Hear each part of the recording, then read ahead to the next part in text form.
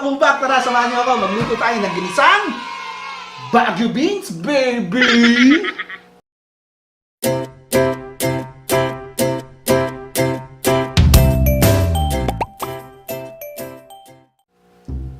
Alright, so isa-isahin na natin yung mga sangkap na kakailanganin natin para sa ating ginisang Baguio Beans. Siyempre, unang-una, kailangan natin ng Baguio Beans. So, 18 pesos yan lahat-lahat. Hati-hatiin na lang natin yan sa 3 piraso later on. And yan yung main ingredient ng ulam natin for today. Next, syempre, meron tayong baboy na panggisa.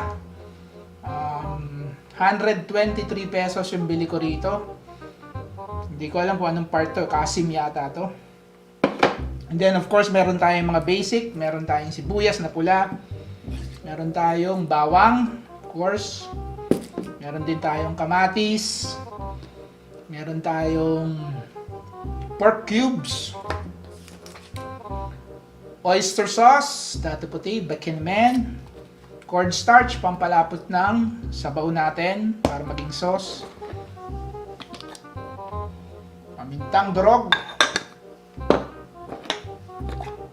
Asin or patis, kung trip nyo. Siyempre, kailangan rin natin ng mantika. And of course, ito optional lang to. Depende sa inyo kung gusto niyo maglagay. Pero ako kasi naglalagay ako dito sa mga ginisang Baguio beans ko. So, trip ko siya. Naglalagay rin ako ng mushroom. So, bahala kayo kung gusto niyo maglagay. Malaki na kayo. Kung ayaw niyo, edi wag. Alright, so simulan na natin yung pagluluto. Buksan natin yung induction cooker natin. Siyempre, and magpapainit tayo ng mantika, baby. At syempre, pag mainit na yung mantika natin, igigisa na natin yung ating karne.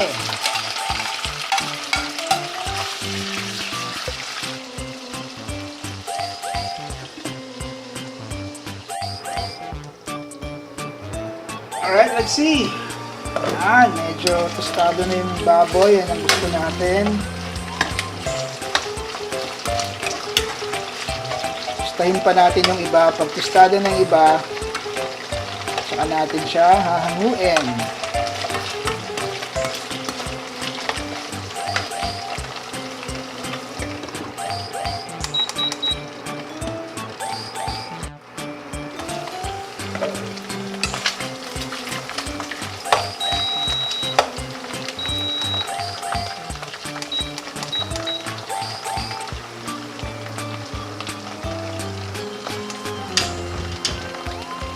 Okay, so pwede na natin hanguin to.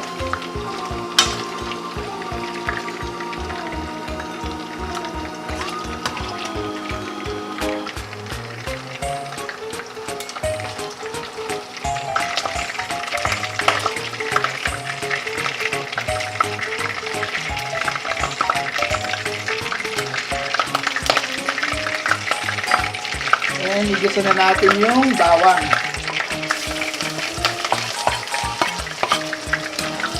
Samang sibuyas na konti. Siyempre, after ng bawang, sibuyas.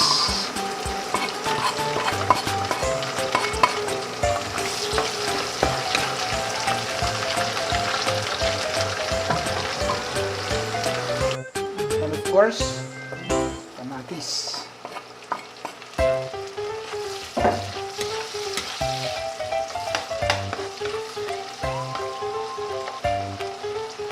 Lulutuin lang natin ng konti yung kamatis and then babalik na natin yung pork.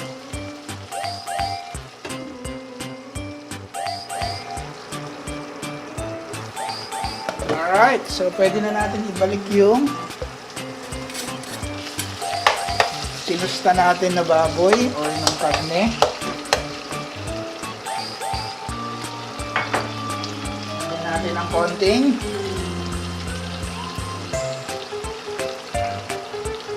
paminta. And of course, yung pork cubes natin.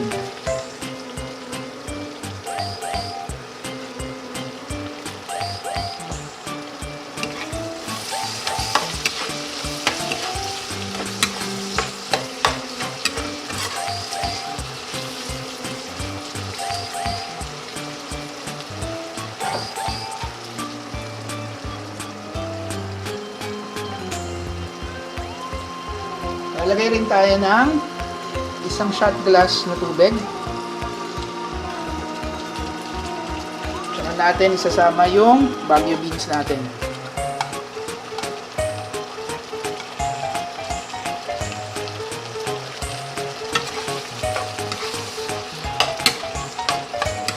So yung asin hindi pa natin inaasinan kasi naglagay tayo ng pork cube. So mamaya na yung asin natin, titingnan natin. Kukontrolin lang natin kasi baka masyadong umalat eh. Okay, so takpan lang natin ng bahagya. Let it cook for around 2 to 3 minutes. Tapos idagdag na natin yung mushroom. Alright, so at this point pwede natin isama yung mushroom natin, and ilagay na tayo ng oyster sauce. So yung iba naglalagay sila ng soy sauce, pero ako hindi kasi ako naglalagay ng toyo eh. Pero optional yon, pwede nyo rin gawin kung trip nyo. But for me, okay na yung oyster sauce. No need to put soy sauce. Alright, another 1 to 2 minutes. Alright, so pwede na natin lagay yung water na may cornstarch. So maglalagay lang tayo dyan para lumambot yung sabaw or magkaroon siya ng konting sauce. Masarap kasi yung may sauce eh, di ba?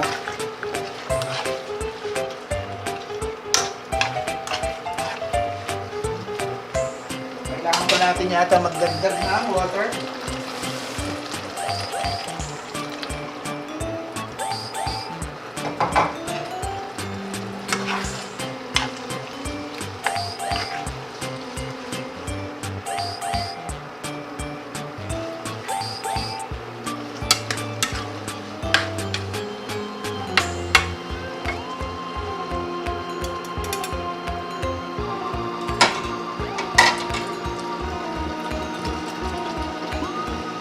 Another 1 to 2 minutes and we're done. Alright, so dagdag lang tayo ng konting asin. And we're done. Lagyan lang tayo ng konti.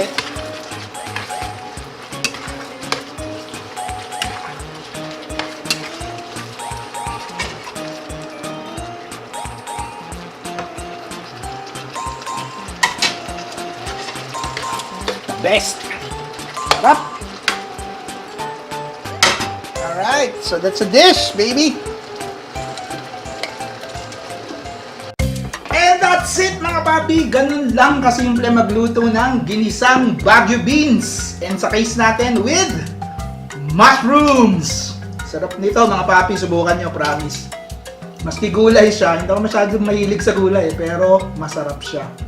Yan. Tinitiyak ko sa inyo yan. Alright. Basta syempre, wag nyo lang i-overcook yung Baguio beans.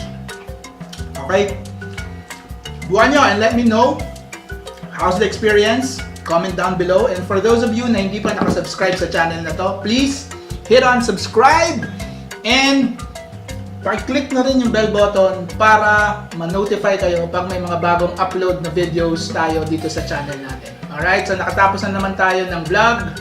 Thank you for watching. Always remember, good food, good people, good times. Spread the love!